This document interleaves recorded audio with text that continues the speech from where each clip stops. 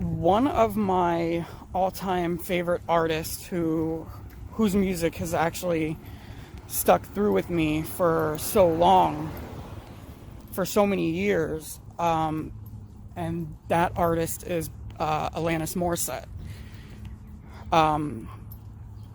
The first time I heard her music as a young child, back in 95, 96, it had some kind of profound effect on me or something that it was, I can't describe it. I still can't describe it, you know. And I really thank her for her giving that gift to the world, or to myself, you know, being able to relate to her music and internalize it as your very own, or as my very own. One song that has always definitely really stuck with me and basically became one of my, I guess you could say, a best friend in a sense, is her song from her album Jagged Little Pill, You Learn. And the song, it ended up becoming one of my all-time top favorite songs by Alanis Morissette, because there was so much raw emotion and so much truth and her experiences writing that song. So and I picked up on that, and it was basically, the song was basically talking to me, saying, you know, you fuck up, you stick your foot in your mouth, you learn. Or, you know, you do something that backfires on you, you learn. You live, you learn, you love, all that stuff.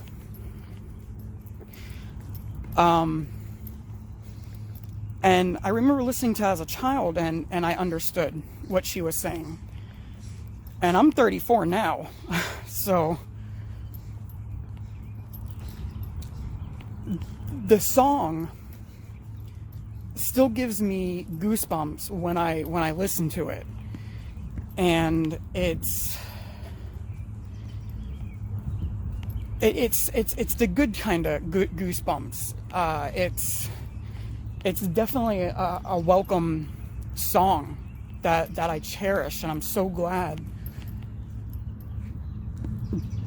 that came to be into my life.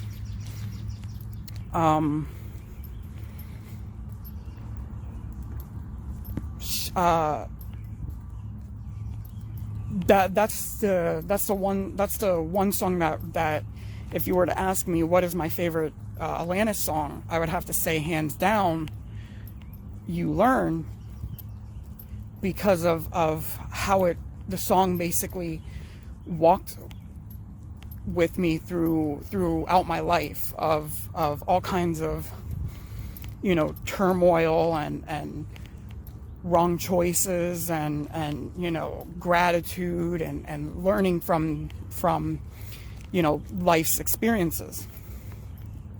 So it's, you know, it's definitely, the song is definitely a part of me. The song is definitely, again, like I said, has become like a best friend to me, you know. So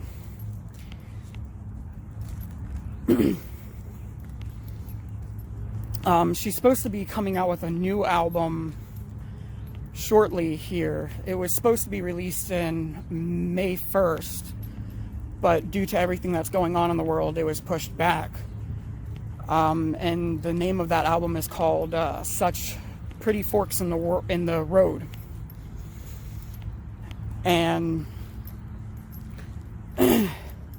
What I love about Alanis is she's not artificial. Her music, she expresses so much truth in her music because you could tell she wants to be true to herself. She's... At first, when she came out with Jagged Little Pill, she was called the angry woman of rock music or whatever. And I believe, if I remember correctly, in a few interviews she's done, she basically said that's not who she is. That's, you know, she doesn't want to be portrayed as some angry, wild, crazy woman. So, you know, instead of running with that, you know, which anybody could have, you know, instead of running with that, she said what she had to say on record and get out a lot of angry feelings or negative emotions. And if you listen to all her albums, from Jagged Little Pill all the way through, you could see how all her albums become more lighthearted, still with truth and raw emotion packed into them. And I related to that. You know, I said, wow, here's an artist that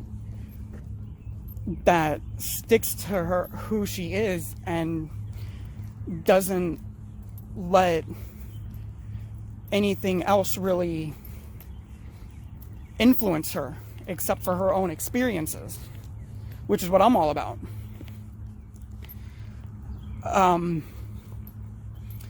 She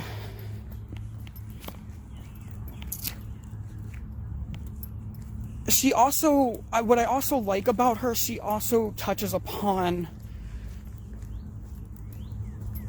mental health as well.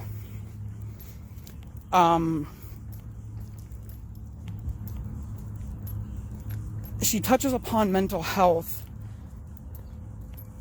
and, you know, some of her songs and even during some of her interviews, she speaks about how,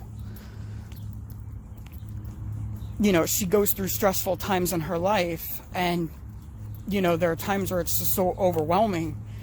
She doesn't really go into detail from what I've seen,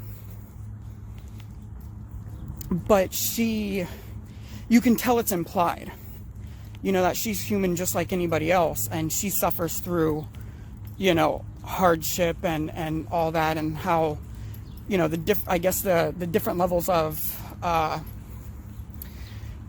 trauma that, you know, she's experienced throughout her life.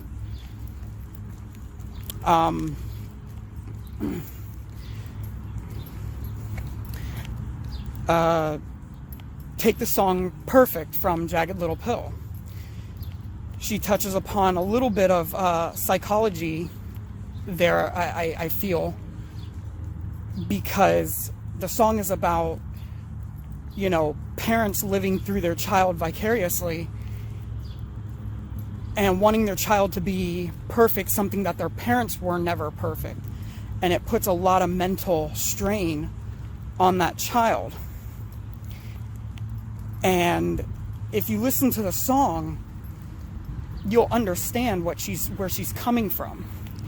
The anger, the unfair, the negative emotions that a child has to bear from a parent trying to force their child to be somebody perfect when they're only a human being. A young one at that, that's still figuring out the world.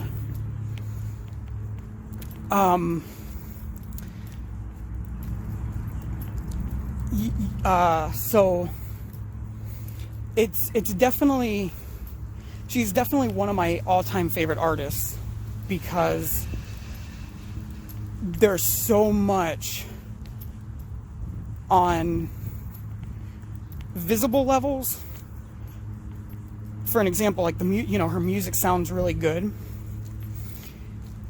And then there's also such subtle levels that aren't visible or audible to basic human sense. The basic human senses, it's something that goes much deeper that only the heart can feel. So,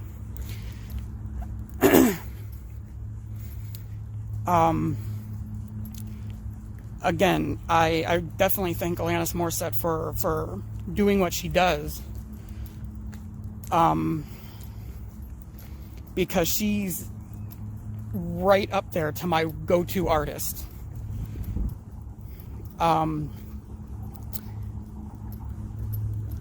And I'm extremely grateful for that. For, what she creates and then puts out to the world and says, here it is, guys, here I am. Take it or leave it. So, and so far that's, I have a lot more to say about Alanis, but, good things, of course, but I think I'm running out of time. So, I think I'm going to cut off here.